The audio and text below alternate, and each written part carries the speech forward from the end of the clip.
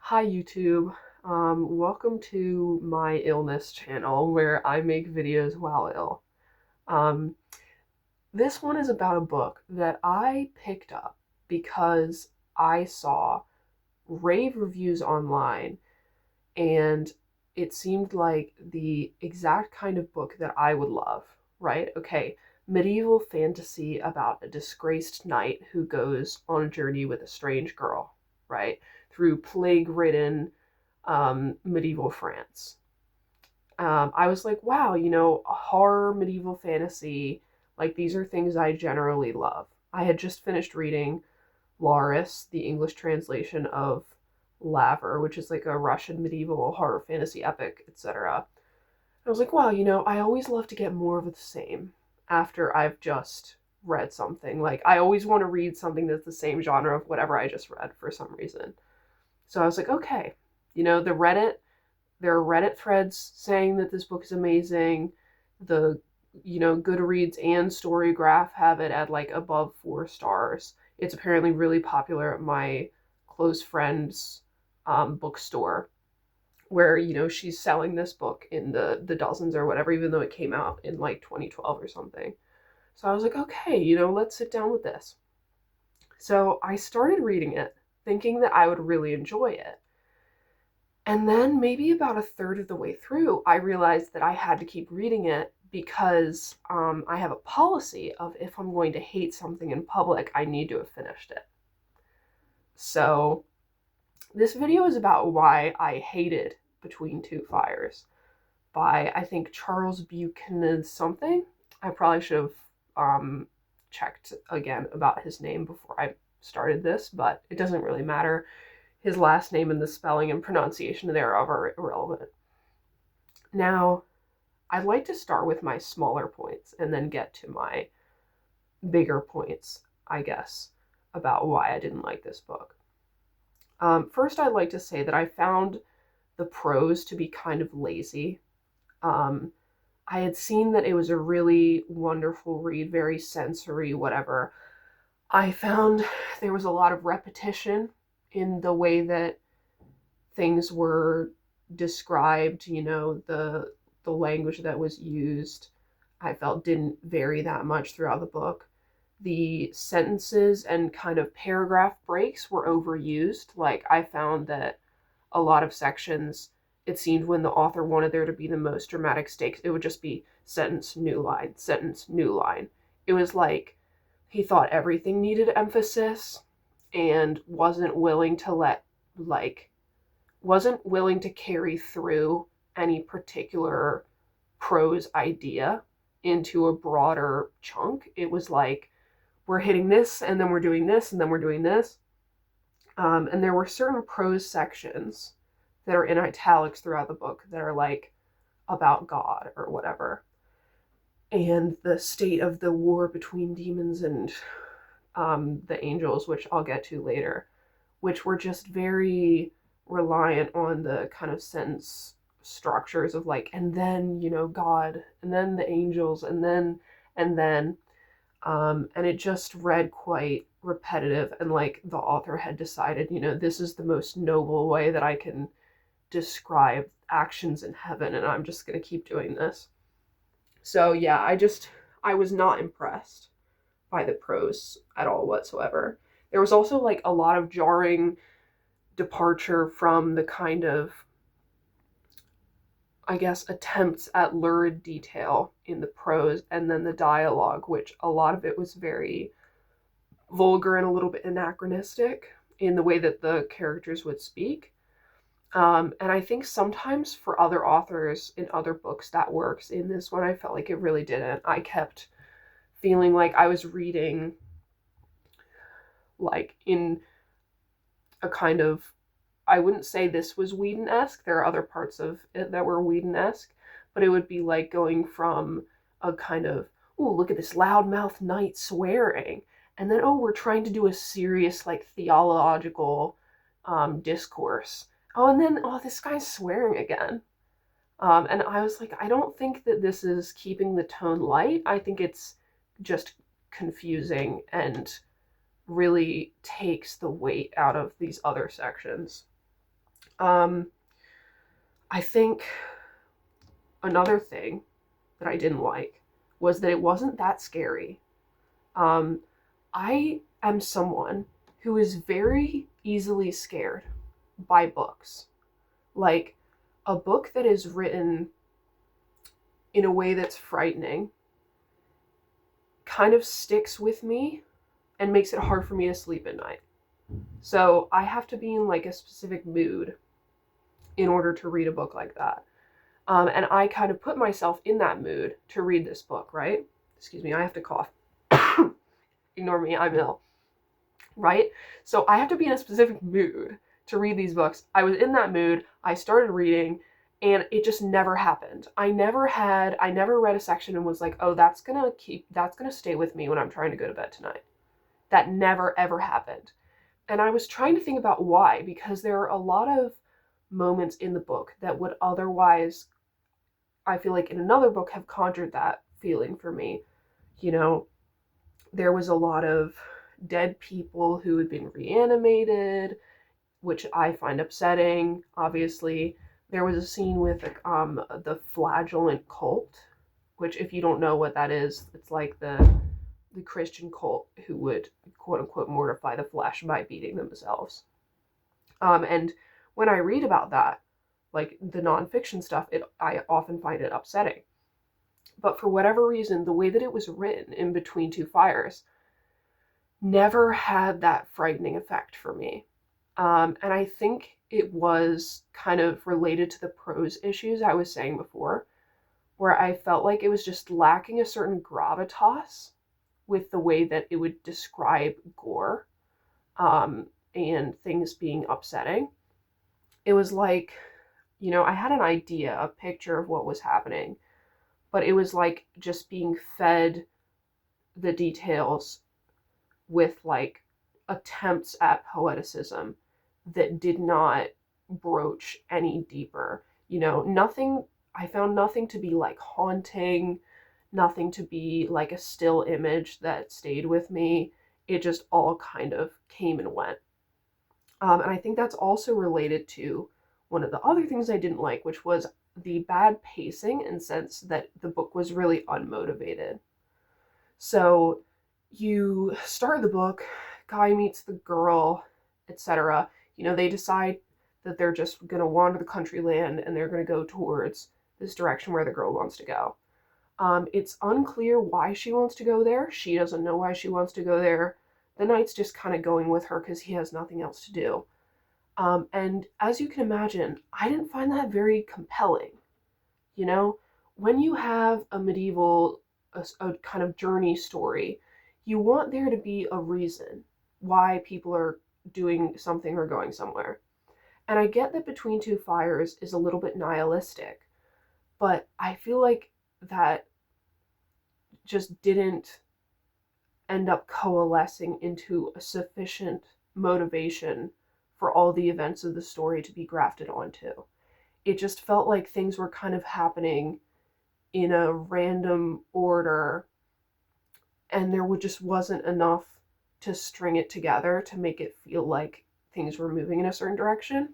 I did see some DNFs when I looked on like some of the platforms, but that's true for most books. So I didn't assume that it had a whole lot to do with the quality. But, maybe in hindsight, I can see why someone would put this book down because, I got to like 30% of the way through and I was like, where is this going? Like, what are we doing?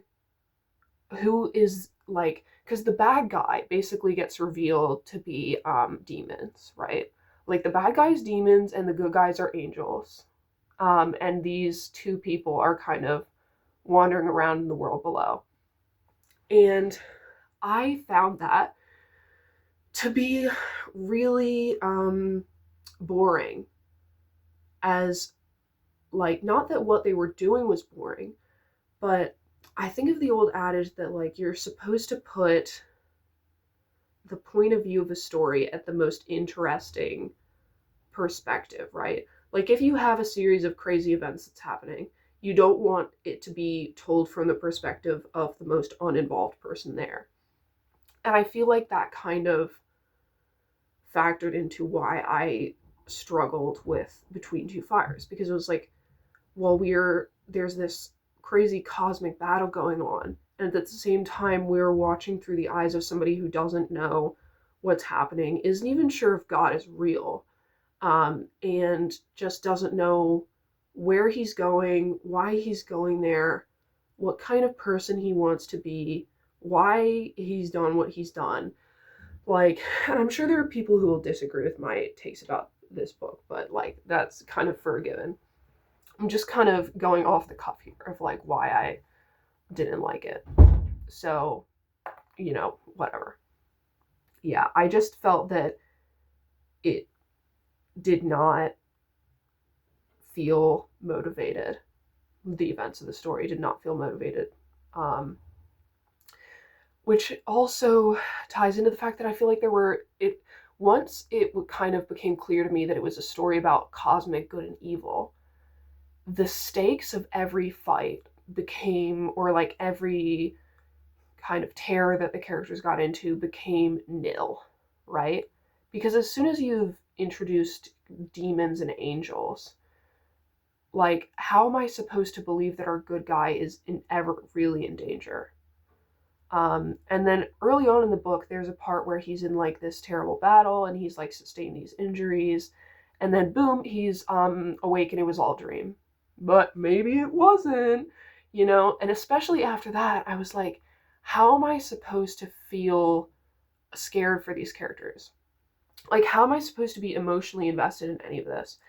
And I can see how, on an artistic level, you could still enjoy reading something where you feel like there's no stakes to it. But it just didn't have that level of art to me for reasons previously discussed as to the prose and etc. So I was like, what? Like, of course God's gonna win at the end. Like, I don't think this is an alternate history story where actually in like it reaches the year 1500 and everything blows up. Like, I don't think the book ends like that.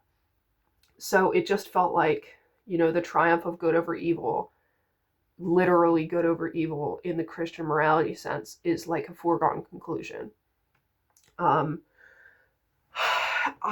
think that also then ties into another problem I had, which was that it just felt really cliche, Like, and I didn't think it would necessarily not be cliche because, you look at it and it's a story about a foul-mouthed guy who takes a young girl who he's not related to across a country during an apocalypse. Like, this is a classic kind of children of men, whatever story archetype. But I didn't expect it to hew so close to exactly that trope, and just not deviate, except in the worst ways possible. Yeah, and then they had like a gay priest who hates himself. And yeah, so it just like the different characters that got introduced and their differing motivations. I feel like the author was going for something transgressive or something he thought was transgressive, but it was just all very cliche. Now let's get to my humongous problem with Between Two Fires. And the reason why I didn't just dislike this book, I actively hated it, and it makes me angry that it has as many stars as it does. And I'll preface this by saying that I'm not a prude about media, and I don't think that sexual violence and certain other things should never be depicted in media or medieval fantasy even. I think that there are a lot of really interesting pieces of media that depict these things. And Between Two Fires is not an instance of that. I think that Between Two Fires is a book that's fascinated by the idea of sexual violence in a kind of gross way without actually wanting to investigate any societal factor, any character motivation, any consequence. it really, excuse me, felt very, and I'm borrowing this from a friend who I talked to about this book, Whedon-esque, where it just kind of got thrown in there as like a, I wouldn't say shock value. And I'm not someone who likes to ascribe motivation to authors and being like, oh, this person's like a fetishist of this thing. But there were some ways that it was written that, made me have some questions. Okay, let's get to some discussion of these examples, because I did write some of them down. Now, obviously, the main character is an older man, and the other main character is a younger girl, like early teens. And she gets her period during the book. So that like kind of, and that scene itself is a bit bad. And we'll get to it. But basically, throughout the book, there's this kind of idea that the cosmic forces of evil want the main male character to sexually assault and rape the young girl character. And they want him to do this. And this comes up in his kind of demonic internal monologue, where they're like speaking to him and telling him like you're just gonna end up assaulting this girl, you should just do it because you're gonna do it anyway, etc. So that's something they tell him. And then when he's in, spoiler alert, he goes to hell. In hell, they have him assault her. And then there's a scene, one of the most galling depictions of sexual violence I've ever read, where he's having this dream about a kind of holy thing that he has to do, where he has to like cross this wasteland, and there's like a pear, and he wants to eat the pear or something. And he wakes up halfway through the dream because he's like made the good holy choice or whatever, and he finds that he is on top of the girl. She's naked, and he is about to violate her.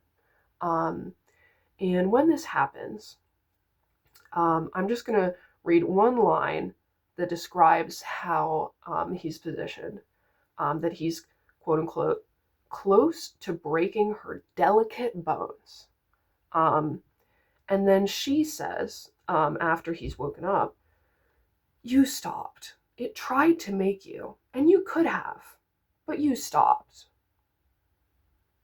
And then once they put their clothes back on, it says this, when they put their clothes back on, she hugged him.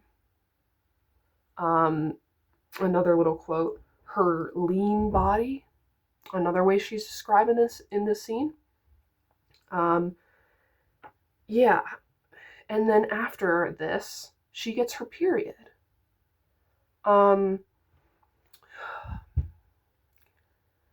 Now, I think it kind of takes some work to maybe describe my immediate visceral reaction to this series of events.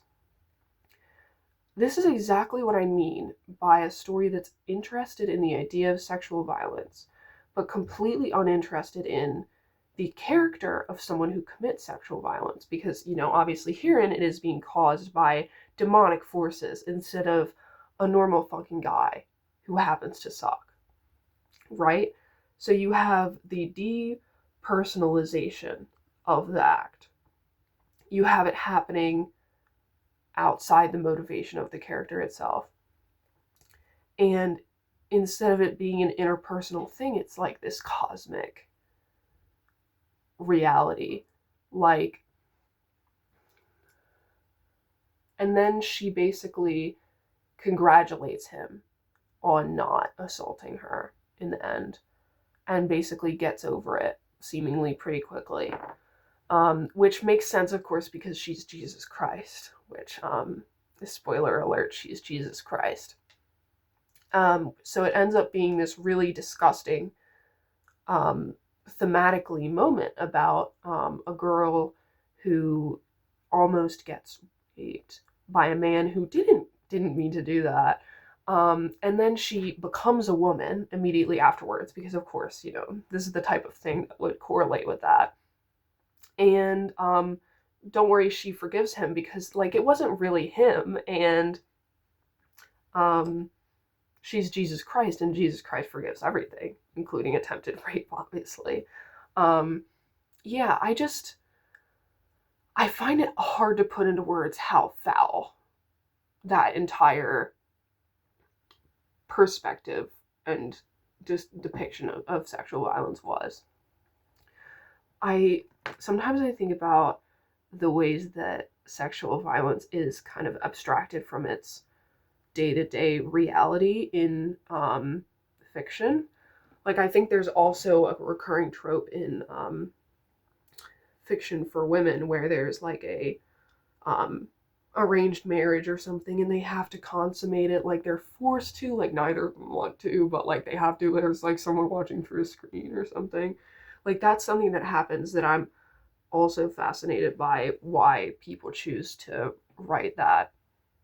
Um, but I find this way of abstracting sexual violence as particularly disgusting in the way that it just completely ignores any of the um, systemic basis for why sexual violence occurs, who does it, why they do it. Um, it This is why I said it feels like a book that is fascinated by the idea of sexual violence, but not at all interested in talking about it. And when you're fascinated by something but uninterested in discussing it, I don't think that makes for a very good book on the subject. Um, yeah, I had a couple other bits about it being disgusting. First of all, after the girl gets her period, the priest says that it looks like our kitten's now a cat. Um, just leaving that where it is. And then there's a bit where the guy, again, the older guy says, you've got tits, just little ones, but they're there. And then the girl responds that, something along the lines of, you're so mean and vulgar because you're afraid of your nice, soft heart inside. Which is really, that's how I would have responded when I was 13 and an older man talked about my body like that. I would have said something like that too, honestly. Like, I think you're just objectifying me because you're afraid of how good you are. Um, that's also how I would talk if I was Jesus Christ. Um, there's another point where when the Pope is, um, what do you call it, possessed, which also happens, by the way, in this book. The Pope gets possessed. So I'll get to that shortly. This video won't be too long. Yeah, when the Pope gets possessed, he gets molested by a bunch of children, demonic children, who quote unquote straddle him and kiss him, which feels almost offensive in the reversal of the realities of things that have happened in the Catholic Church, let's just say.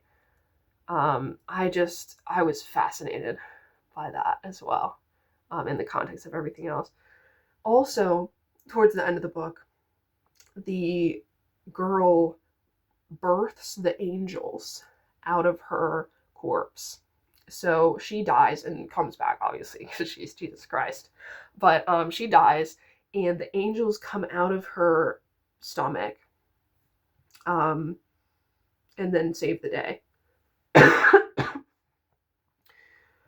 Which, could be interesting in another story. I was talking to one of my friends about this, and she said that it was almost Laura Palmer-esque. The idea of the sight of the teenage girl's body is like, divine something or other. And I think that's fair.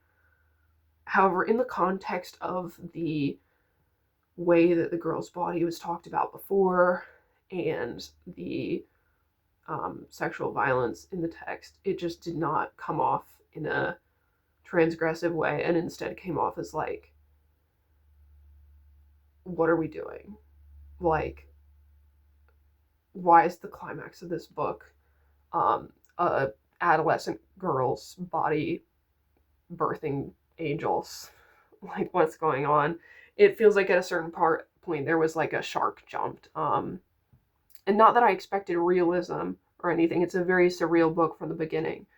But I was just like reading that like what are we even on at this point? Sorry. It felt like the final objectification of this teenage girl. And then also part of the plot, really last note here, was that it turns out that what they have gone to this one place to do is to stop the Pope from triggering the Crusades and also pogroms against Jews. Because it turns out that the Pope isn't trying to trigger the Crusades because he hates Muslims and wants them out of the Holy Land. And he would never trigger pogroms because it has anything to do with Christian culture and theology and the stated belief of the Catholic Church that Jews are responsible for the death of Jesus Christ. No, it's because he's possessed by a demon. He's possessed by a demon, and that's why he's going to do that. And obviously, as soon as the demon is gone, there won't be any crusades, and there will be no pogroms, because it's just demons who want to do that. There's even a part of the book where the Pope's telling everybody to go after the Jews, and they're like, I don't know if we really want to go after the Jews. And then the demons are like, no, you really, really do. And they're like terrorizing the Jews or whatever. And it feels like the culmination of kind of my ultimate issue with, imagine if the Christian angels, or specifically Catholic angels and devils, were real. Which is like, okay, how does that seek to comment on human behavior? Right? Like, what are we trying to say about humanity by writing a story in which the Catholic angels and demons are real? And kind of what this book is saying is, sorry, I'm so sorry. Humans wouldn't really do that much bad stuff. Yeah, I mean, at least this guy wouldn't be a rapist in any other world except, because of the demons. And pogroms are caused by demons, and the Crusades were caused by demons. Yeah, just like, well, what evil is there that isn't synonymous with demons? Yeah.